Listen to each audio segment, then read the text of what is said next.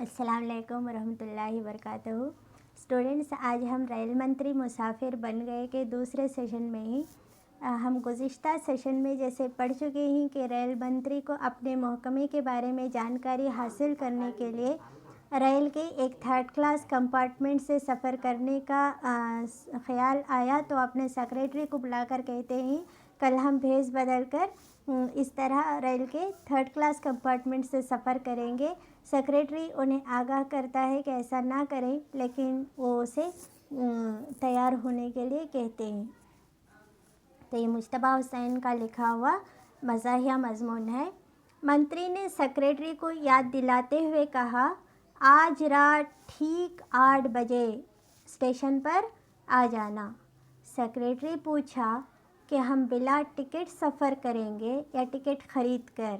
मतलब ये रेल मंत्री है ना, टिकट क्यों ख़रीदेंगे, ये उसे शक हुआ है इसलिए पूछा है। तो मंत्री बोले ये फ़ैसला उसी वक्त होगा। मतलब ये रात के 8 बजे क्या है, ट्रेन से सफ़र करने वाले हैं। मंत्री जी दिन भर भेष बदलते रहे। शाम तक वो अपनी असली हालत पर आ गए। खुद को आईने में देखा तो सचमुच अपने आप को देख रहे थे, वरना वो मंत्री का भेष बनाकर घूमते थे।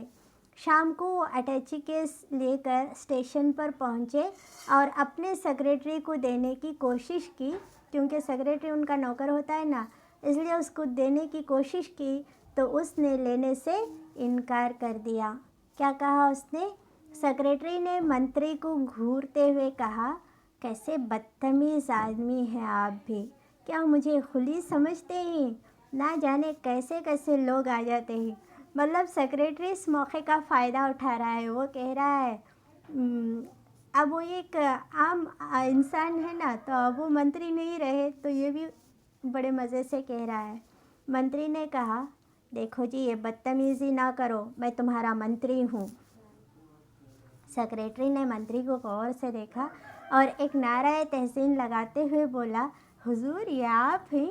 भगवान कसम, ज़िंदगी में पहली बार आज आप हम में से एक फ़र्द नज़र आ रहे हैं। अगर आप इसके बाद कोई भेष ना बदले तो कितना अच्छा होगा। तो कह रहे, अरे ये आप हैं क्या? आप अपनी असली हालत में बहुत अच्छे लग रहे हो, इसके बाद आप कभी भी भेष ना बदले तो बहुत अच्छा होगा। मंत्री रेल का टिकट खुद खरीदना चाहते हैं तो सेक्रेटरी कहता है, हुजूर ये इलेक्शन का टिकट नहीं, रेल का टिकट है, यहाँ इतनी आसानी से नहीं मिलेगा। इसके लिए तो बाज़ाबिता फ्री स्टाइल कुश्ती लड़नी पड़ती है। तस्वीर में आप देख रहे हो ना कुश्ती कैसे लड़ी जाती है।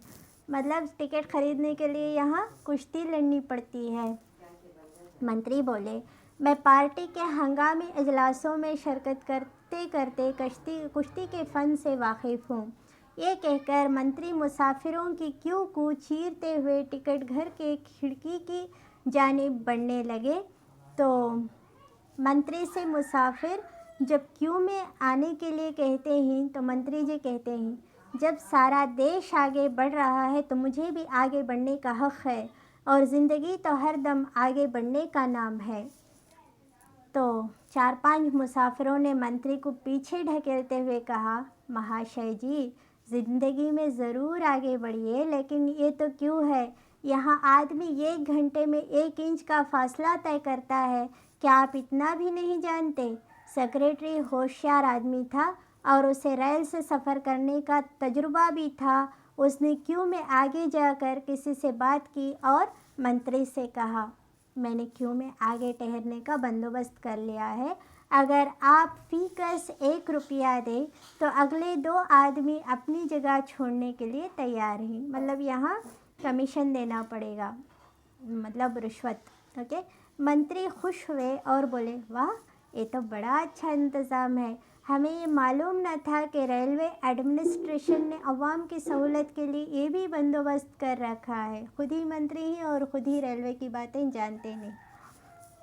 मंत्री जी ने 2 रुपये दिए और थोड़ी देर में सेक्रेटरी के साथ क्यू में आगे पहुंच गए। मंत्री जी ने पूछा, मगर टिकट फ़रोख्त करने वाला क्लर्क कहाँ है? तो किसी ने कहा, जो क्लर्क अब तक यहाँ टिकट फ़रोख्त कर रहा था उसकी ड्यूटी ख़त्म हो चुकी है अब वो टिकट फ़रोख्त नहीं करेगा, उसकी जगह नया क्लर्क आएगा और जिस क्लर्क को आना है उसने फ़ोन पर इतला दी है कि वो अपने मोहल्ले के बस स्टैंड की क्यू में खड़ा है, बस का इंतज़ार कर रहा है, उसे बस का टिकट मिलेगा तो वो हमें इस क्यू से निजात दिलाएगा। तो काफ़ी मुश्किल है। मंत्री बोले, गोया हमें इस वक्त तक टिकट नहीं मिल सकता जब तक रेलवे क्लर्क को बस का टिकट ना मिल जाए। अब मंत्री की समझ में बात आई है। सेक्रेटरी ने कहा, हुजूर हमारे मुल्क के सारे काम क्यू में तय पाते हैं और आदमी दिन भर एक क्यू में से निकलकर दूसरी क्यू में जाता रहता है, इसीलिए तो हमारे मुल्क में सोशलिज़म के आने में देर हो रही है। तो यहाँ पर सोशलिज़म नहीं आ रहा है। इसी असना में रेलवे क्लर्क आ गया। मंत्री जी ने फ़ौरन अपना हाथ खिड़की में डाल दिया। क्लर्क ने पूछा, आपको कहाँ का टिकट चाहिए? मंत्री जी ने पूछा, ये गाड़ी कहाँ तक जाएगी? कोई ऐसा भी सवाल करता है क्या? लेकिन मंत्री जी को ये तक नहीं पता कि वो गाड़ी कहाँ तक जाने वाली है। क्लर्क बोला, अगर रास्ते में कोई हादसा पेश न आए, ये बम्बई तक जाएगी। मंत्री बोले, तब तो मुझे बम्बई के 2 टिकट दे दीजिए। 2 किस लिए? एक अपने लिए और एक सेक्रेटरी के लिए। मंत्री और उनका सेक्रेटरी टिकट लेकर तेज़ तेज़ कदमों से चलते हुए प्लेटफॉर्म पर आ गए। गाड़ी तैयार खड़ी थी। मंत्री जी एक डिब्बे के सामने पहुंचकर खड़े हो गए और दरवाजे के रास्ते से उसमें दाखिल होने की कोशिश की। तो आम तौर पर क्या है, दरवाजे से ही ट्रेन में दाखिल होते हैं, तो मंत्री जाकर दरवाजे से ट्रेन में दाखिल होने के लिए कोशिश की तो सेक्रेटरी ने पुकार कर कहा, सरकार आप गलत रास्ते से डिब्बे में दाखिल हो रहे हैं।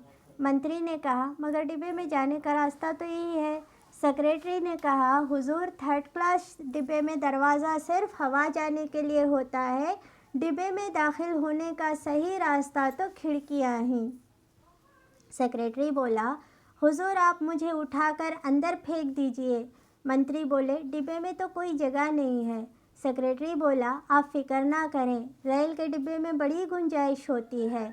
अब जिगर के गज़ल का एक मिसरा पढ़ते हैं, देखो, सिमटे तो दिले आशिक फैले तो ज़माना है। मतलब एक पूरा ज़माना क्या है ट्रेन के डिब्बे में समा सकता है। दरिया को कूज़े में यहीं बंद किया जाता है। तो अब आप यकीन करें कि इस एक डिब्बे में हमारे एक गांव की पूरी आबादी समा सकती है। मुसाफिर को डिब्बे में सिर्फ पाँव रखने की जगह मिल जाए तो समझिए कि उसका पूरा ख़ानदान सामान अंदर आ सकता है। आप घबराइए नहीं, बल्कि पूरी बेदर्दी के साथ मुझे अंदर ढकेल दीजिए, वरना गाड़ी छूट जाएगी। तो यहीं पर सेशन ख़त्म होता है। अगले सेशन में मिलेंगे। अल्लाह हाफ़िज़।